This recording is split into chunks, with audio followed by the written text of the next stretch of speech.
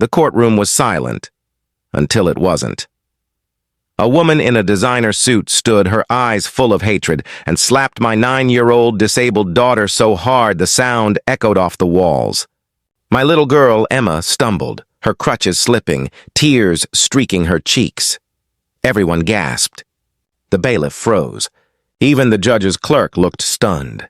And in that single moment, something inside me snapped. That woman, Margaret Patterson, the HOA president who'd tormented us for months, had no idea who she'd just attacked, because before I was a mother, before I traded missions for motherhood, I was Major Sarah Chen, CIA Special Operations. And she just declared war on the wrong family. Where are you watching from?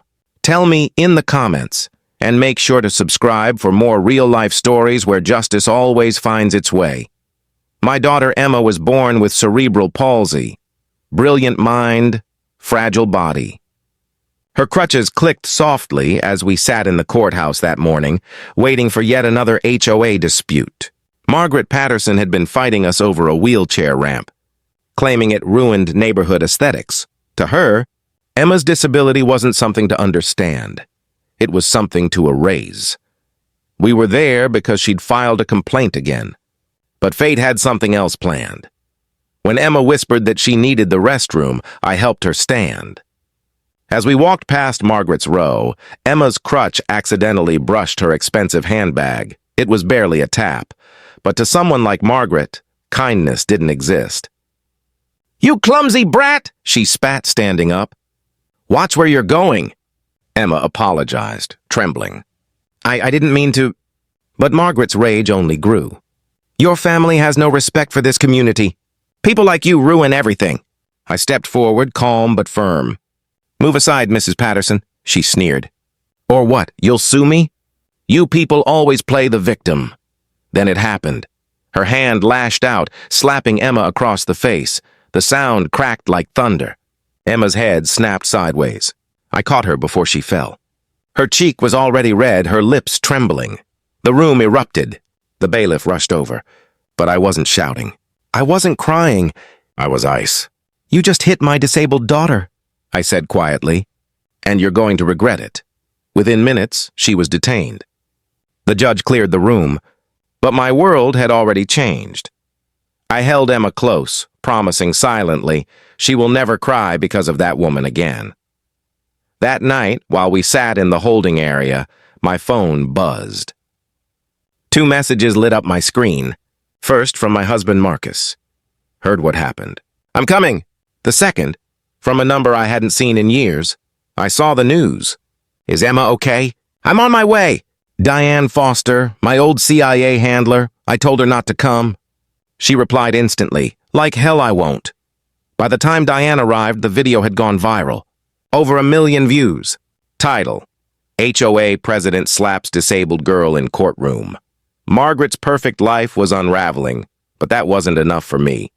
I wanted justice. Diane didn't waste time. "You have evidence, witnesses, and the internet on your side," she said. "Now we make sure she never hurts another child again." Within hours, Diane's team dug deep. Margaret had filed over 200 HOA complaints, many against families with disabled children. She had a history of harassment, discrimination, even embezzlement from local charities. "She's going down for more than assault," Diane said coldly. "She's going down for everything." 3 days later, Margaret was arrested. The courthouse steps overflowed with cameras and protest signs reading, "Justice for Emma." I held my daughter's hand before the microphones and said, "My 9-year-old daughter was assaulted for being disabled. We won't rest until the law protects every child like her." The investigation exposed everything: fraud, hate crimes, discrimination. Margaret lost her position, her wealth, and her reputation. But Emma wasn't done. "Mom," she said one night, "I want to talk in court. I want her to hear me."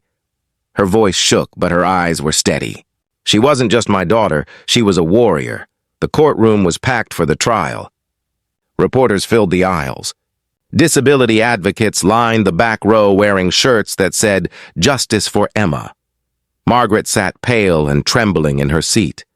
When the judge asked how she pled, she whispered, "Not guilty." Then the video played. The slap, The gasp. Emma's fall. The jury's faces hardened.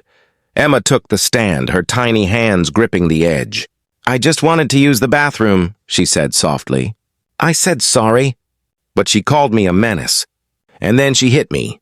I didn't understand why someone would hurt me just because I walked different. You could hear sniffles in the gallery.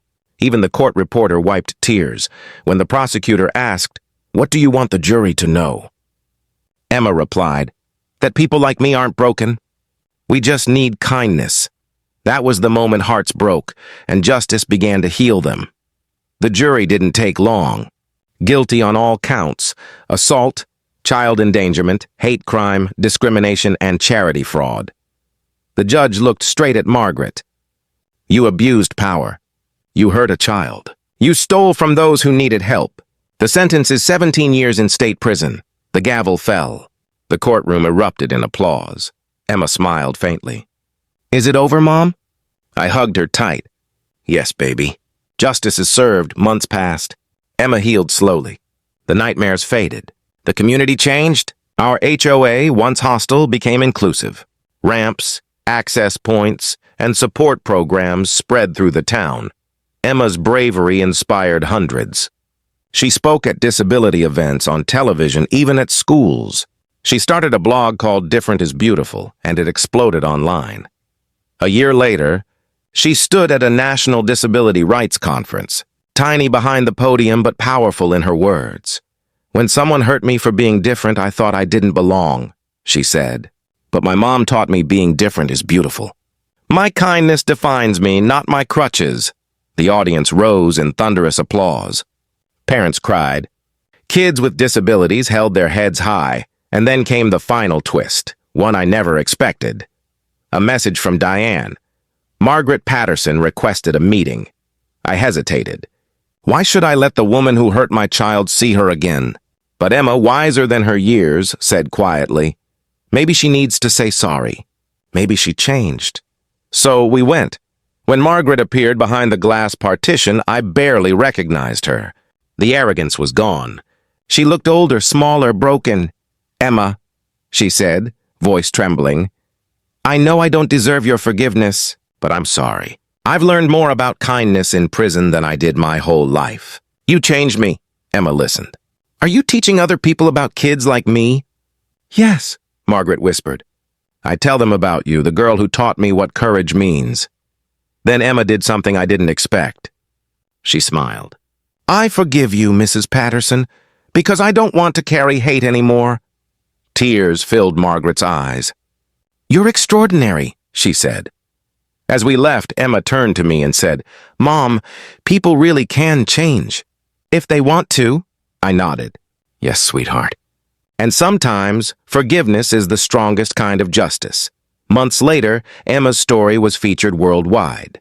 Her courage changed laws in 3 states, inspiring new protections for disabled children.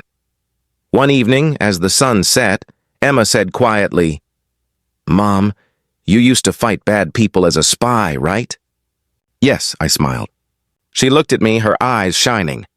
"Now I fight them with my voice." That's kind of the same thing, isn't it? It was more than the same. It was greater. Because that day in the courtroom, Margaret tried to break my daughter. Instead, she built a hero, a 9-year-old girl who taught the world that strength isn't walking without help. It's standing tall even when you've been knocked down.